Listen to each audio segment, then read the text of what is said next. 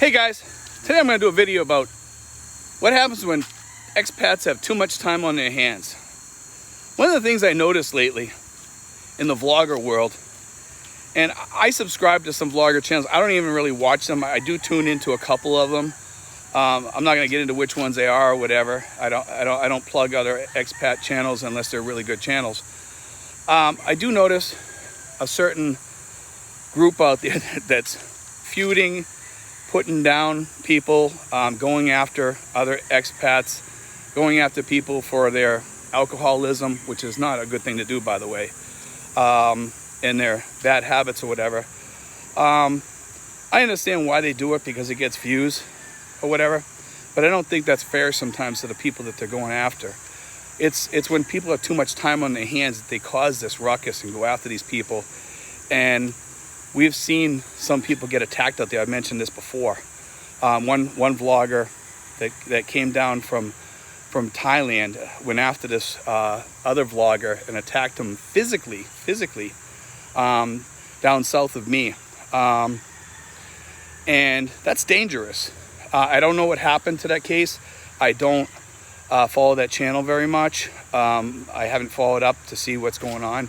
Last I know is he said he was going to file, and I hope he wins that case, because that was one of the people that was also harassing my channel, and I didn't even know who the guy was. I had no clue. But people do this over here. It seems to be too much time on your hands, you know.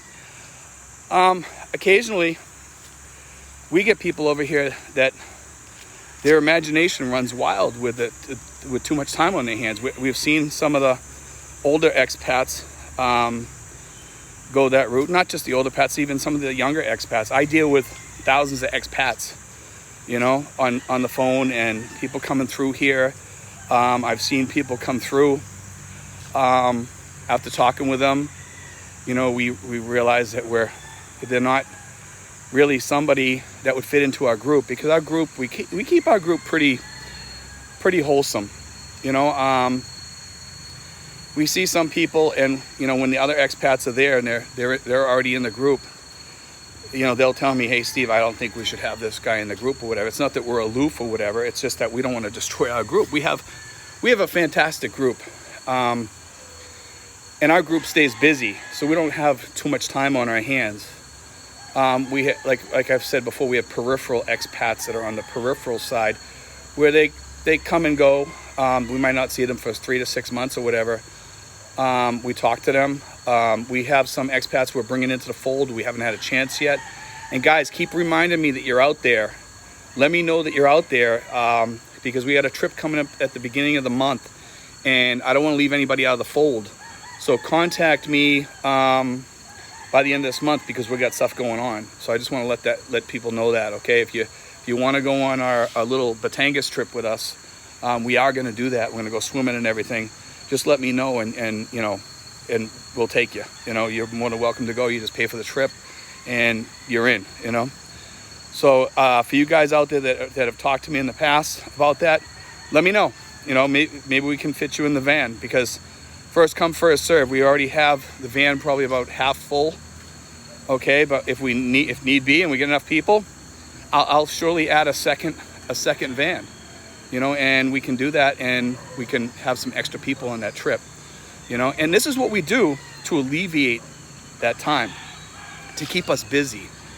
And I'll tell you something. Last time we went, it was like being with family.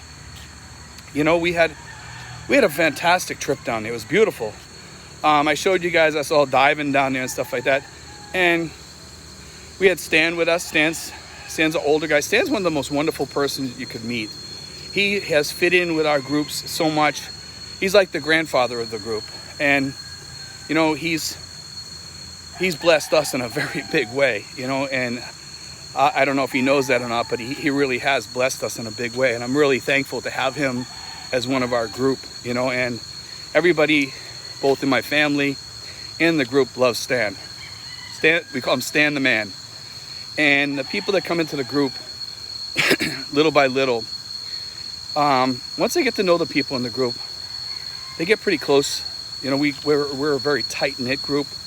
We look out for each other, you know, and I'm really happy about that. because I see it progressing more and more every day, and it just brings a lot of joy to me to see that.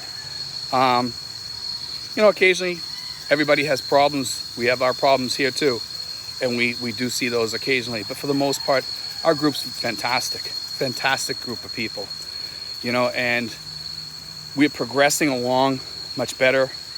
We're getting kinks out, you know, of the group, trying to figure things out, how to run things, because we're a fairly new group, and we talk once in a while about different things, where we want to go, what we want to do next, what we should do with the group. But right now, you know what, we're happy. There's going to come a time when we just say, you know, we're not going to take any more. We will take people that I've already spoken to, but I think we're almost at the point where we're probably not going to take too many more people, you know, into the group, because we're kind of happy at the number where we have.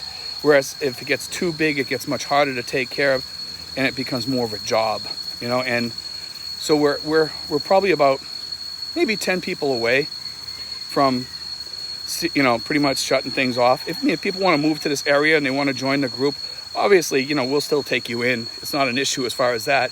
If you need services or anything from our group, we're more than welcome to, you know, provide those services or whatever. If you need help or whatever, like picking you up or whatever, I don't charge for that. That goes, the driver does all that stuff. Okay. And, you know, we're a registered vlogger, you know, we're registered with the BIR. So that's all set. We're, you know, nothing illegal here going on or anything like that. My girlfriend helps people out, and, you know, she does a lot of things helping people here.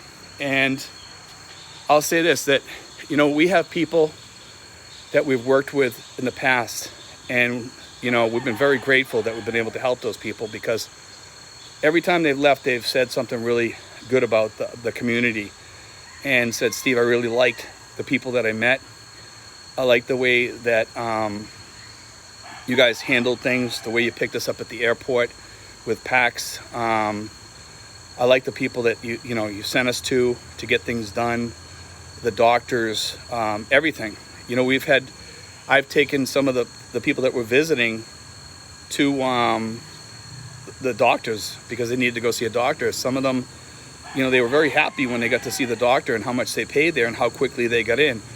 Because I take them to these small clinics, and these clinics have helped them tremendously.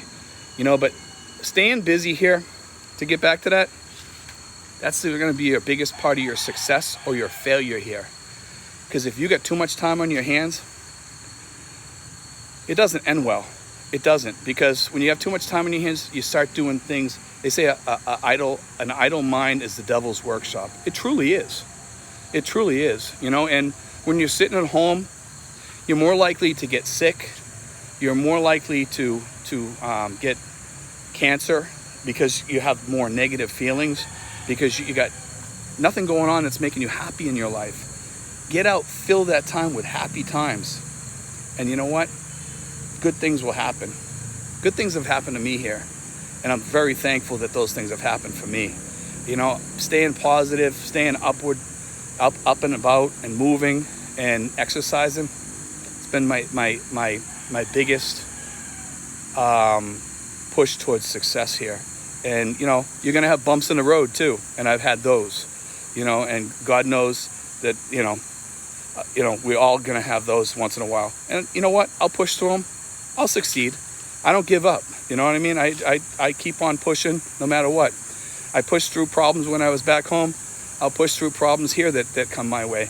And, you know, that goes for anybody. You know, we have to push through our problems. It's part of the human success story, guys.